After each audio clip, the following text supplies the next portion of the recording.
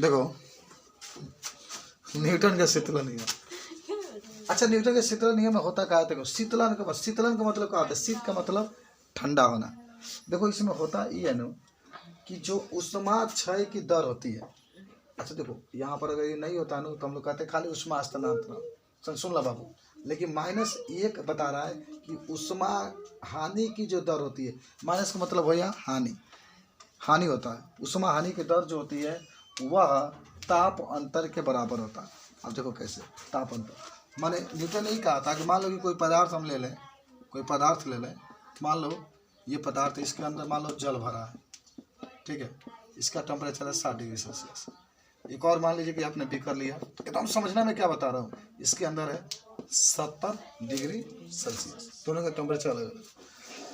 अब किसी न किसी वातावरण में आपने रख दिया, जो वातावरण है उसका टेम्परेचर मान लो 30 डिग्री सेल्सियस है, तो उसने ही कहा था कि जिसका तापमांतर जितना अधिक होगा, तापांतर जितना अधिक नहीं, जितना कम होगा, तापांतर जितना कम होगा उसमें ऊष्मा स्थानांतरण की दर उतना ही अधिक होगी, उतना ही तेजी से ऊष्मा बाहर निकलेगा। कोई कह दे कि यहाँ पर 70 डिग्री सेल्सियस है, यहाँ पर 60 डिग्री सेल्सियस है, तो कोई आपसे पूछे कि बताओ कि सबसे पहले कौन ठंडा होगा, तो कौन होगा? कौन होगा? 60 डिग्री सेल्सियस है, पकड़ 70 डिग्री सेल्सियस है, कौन हो जाता है आपका? 70 डिग्री सेल्सियस। अब देखो कैसे बताऊँ, इसके पीछे रीजन भी है। जैसे कहने का मतलब ये है कि इसका टेम्परेचर अधिक है, इसका कम है, तो जल्दी से ही बाहर निकल जाएगा, ठीक है ना। माने ये वातावरण के साथ जुड़ोगे तब, जिसका टेम्परेचर अधिक होता है वो तो पहले निकलता है ना, और जिसका टेम्परेचर कम होता है वो क्या होता है? धीरे धीरे निकलता है। नहीं समझ में? हाँ, तो जिसका माने यही आपका होता है। अब देखो हाई का है, और जो टी देख रहे हो, टी है क्या कर ली -dq बता जो dt होता है, उसको हम लोग क्या कहते हैं मालूम है? इसको कहते हैं ऊष्मा स्थानांतरण की दर, लेकिन ये रहेगा हानि में। क्यों हानि में? क्योंकि माइनस लगा। टी का है, टी का है, बताओ टी का है? वस्तु का ताप है, जो ये पनिया वस्तु है, इसका टेम्परेचर की बात है। और T0 का है वातावरण का ताप है, वातावरण का ताप है, वातावरण का क्या है? ताप है। ये जरूर याद रखना चाहिए, जिसका ताप अधिक होगा। अच्छा देखो होता ही है ना कि मान लीजिएगा कि दो वस्तुएं हैं, देखो यही सूत्र आपका होता है, हालांकि निकालने के लिए अलग अलग रूल का हम लोग प्रयोग करते हैं, लेकिन इतना जरूर याद रखना कि जो ऊष्मा हानि की दर होती है वह ताप अंतर के बराबर होता है। अब इसी से अंदाजा लगाओ तुम, अभी ये बात कहें कि अगर तुम सुनो, कौन ताप मान कौन वस्तु पहले ठंडा होगा, किसमें ऊष्मा हानि तेजी से होगी, किसका ऊष्मा तेजी से बाहर निकलेगा? तो जिसकी क्या होती है, जिसकी मान घटाने के बाद क्या होता है? समानुपाती होता है। देखो माइनस ही लग गया। अगर सुनो, अगर मान लो कि हम कहते कि R जो है, यहाँ पर मैं कहता R है 1/m, तो एकरा मतलब क्या होगा? व्युत्क्रमानुपाती है। ये बड़ा होगा तो ये छोटा होगा, ये बड़ा होगा तो ये क्या होगा? छोटा होगा। लेकिन अगर ऐसे में कहूँ ये R समानुपाती m, तो इसको क्या कहोगे? ये भी समानुपाती है, ये समानुपाती है। हाई बड़ा होगा तो ये भी बड़ा होगा। देखो मैं कितना अच्छा बात बता रहा हूँ, हाई बड़ा होगा तो हाई बड़ा, इसका मतलब हाई छोटा तो हाई बड़ा, उल्टा है, छोटा तो बड़ा, छोटा तो बड़ा, हाई बड़ा बड़ा बड़ा बड़ा।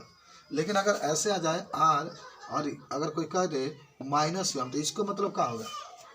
इसका मतलब क्या होगा? इसका मतलब होगा व्युत्क्रमानुपाती, माइनस लग गया है तो व्युत्क्रमानुपाती, ये बड़ा तो ये छोटा, ये बड़ा तो छोटा, माने इसमें और इसमें कोई अंतर नहीं है, नो डिफरेंस, इसमें और इसमें कोई अंतर नहीं है। बुझा?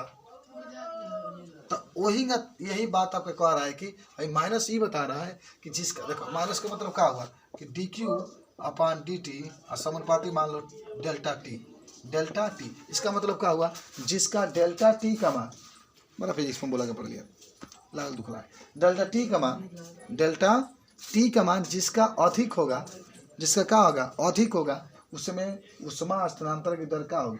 ये माइनस बता रहा है, क्या होगा? जल्दी होगा, यही बात आपकी होती है, ध्यान से समझ लो। तो लिख लो तनी इस नियम को, कि नियम को लिखा दें, अच्छा लिख लो, मिटा देते हैं, लिखना इस नियम के अनुसार,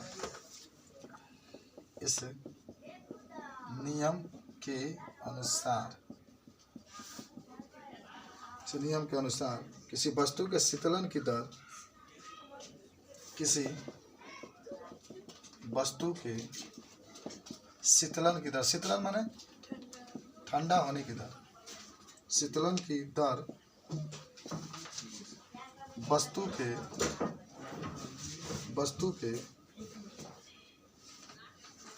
के तथा वातावरण के तापांतर के समानुपाती होता है।